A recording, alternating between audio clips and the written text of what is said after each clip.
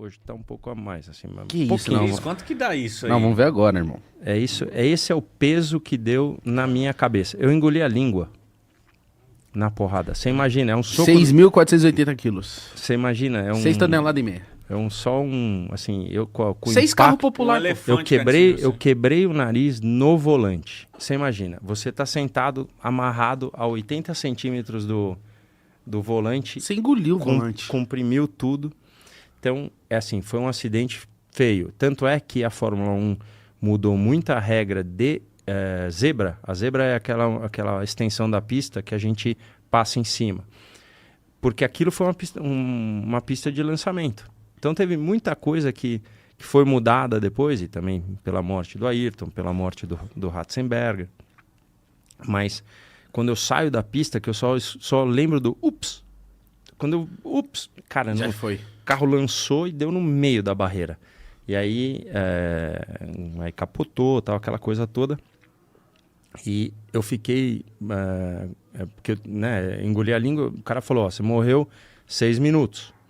E aí, depois que eu acordo, aí falaram que o Ayrton foi lá, eu não lembro nada. Não lembro dele no hospital, eu não lembro de eu carregando o caixão, não tenho memória. Eu tenho memória fotográfica, de olhar as fotos e ver que eu estive lá. Você tava passando por um trauma muito grande. A cabeça fica... aérea, né? E eu em 15 dias corri, entendeu? Então me liberaram para correr. E hoje em dia, muito possivelmente, não fariam isso. Tá. Mas eu lembro que aí, em 7 dias, o cara falou, pode voltar para a Europa, que tem um carro pronto para você andar. E aí, eu tava naquele impasse, eu tava com medo de ter medo. Porque eu nunca tive medo, você tem receio, você não pode desafiar a natureza. Essa é a realidade. Eu lembro do meu pai falando assim, vai entrar no mar, você respeita as ondas, respeita o quanto que se dá pé para você, porque, é assim, então... tenha respeito à natureza. E eu assim, meio que... eu falei, cara, será que vou ter medo daquilo que eu amei a minha vida inteira? Aí eu falei, tô decidido, vou entrar no carro, vou dar tudo que eu posso. Se eu tiver medo, vai bater de novo, ou eu vou fazer o melhor tempo que eu posso naquela pista. E aí, graças a Deus, eu fiz o melhor tempo que eu podia na pista, zerei a conta. Mas deve ser um desafio, Rubinho. Depois de uma pancada dessa, foi na mesma curva? Não. Aí eu não era na Itália, eu voltei para treinar na Inglaterra. Mas a curva que você se acidentou foi a mesma que o Ayrton se acidentou? Não, foram alguns metros de distância. O meu foi na variante baixa, que era a parte da última curva do circuito, e o Ayrton se acidentou na primeira curva do circuito, que é a Tamburello. Então quando ele se acidenta, você tá no hospital, você nem tá sabendo. Ou tá, na verdade, eu já acordado? tinha sido liberado para ir para a Inglaterra. Então, eu estava na Inglaterra e eu vejo imagens de eu assistindo a prova. Eu tenho imagem, porque assim, apareceu na televisão e tal, mas não... Cara, não, é muito doido isso. Eu acho que o Papai do Céu foi muito bom, né, para mim, para me poupar. Ele apagou isso da sua memória. Total. Eu só lembro do Ayrton sorrindo, graças a Deus. Eu não tenho... Eu já falei, era um brother muito forte do Ayrton, era o Gerhard Berger, que era um cara que era companheiro de equipe dele. E ele fala que a pior besteira que ele fez foi ir ver o Ayrton. Porque o médico já tinha falado, acidentado, vai ser ruim para... Não é legal. Uhum. E assim, aí ele foi, entendeu? Então... eu realmente acho que o Papai do Céu me deu uma mão. Não, com certeza, com certeza.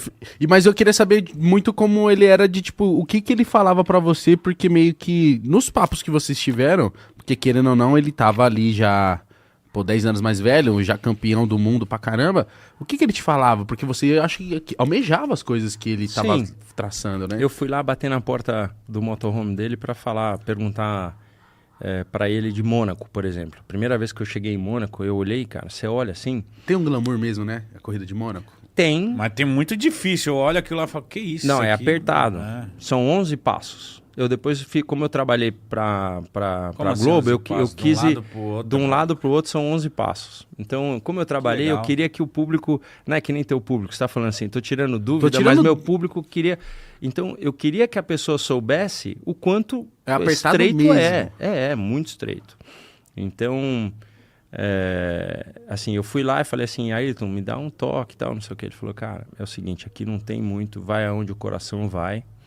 o túnel tem um bueiro, tem que passar com o meio do carro no bueiro, o resto só dá nos guarda-reio de dentro, porque o de dentro tem o resvalo da calçada, é lá que tem a aderência. Então você vai escutar, ele falou assim, você vai escutar, pim, pim, mas é você batendo no guarda-reio de dentro, não quebra a roda. Falou, pode ir. Caramba, uns pulinhos Dando do gato. várias dicas. Só um negocinho. Porque lá ele era o rei, né? Rei.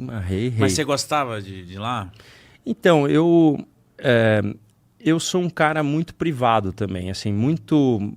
Eu gosto desse lado de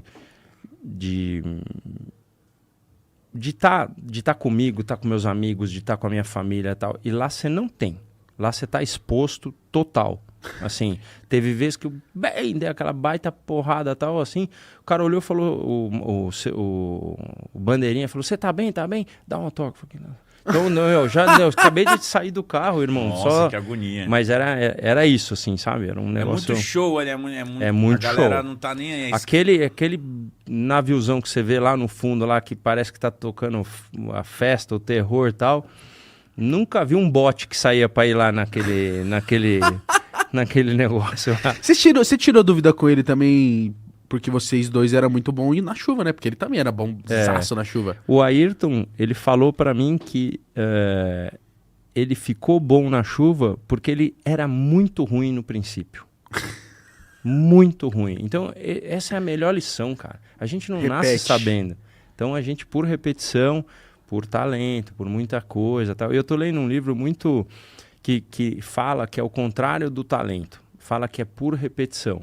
E fala que é no meio que você está. Então, tipo assim, o Rubinho nascer em Interlagos, a chance dele ser piloto é maior do que alguém que nasceu fora, que o pai era cantor, que... Entendeu? Então, é um movimento mais ou menos por aí. E o que você faz... o que você fazia ruim que você praticar tanto que você ficou bom? Vamos dizer assim, tipo, nossa, essa curva para esquerda, curva para direita, meu freio, não sei o quê. O que você teve que melhorar? Eu era um cara que... meu pai teve que contratar uma pessoa, né, que eu tenho eterna gratidão, que é o piloto... Ele tem o mesmo nome do cantor, mas ele chama Renato Russo.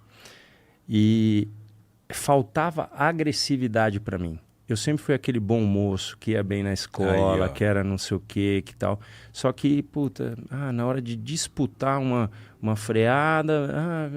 aí, cara, quando o Russo começou a treinar, aí eu comecei a entrar no eixo de... Aqui, tem né? que ser. Não, assim, não é nem... Você tem que ter malícia, não é malvado, é malícia. Você tem que ter um olho que é assim, não tem jeito. Você também tem que ser...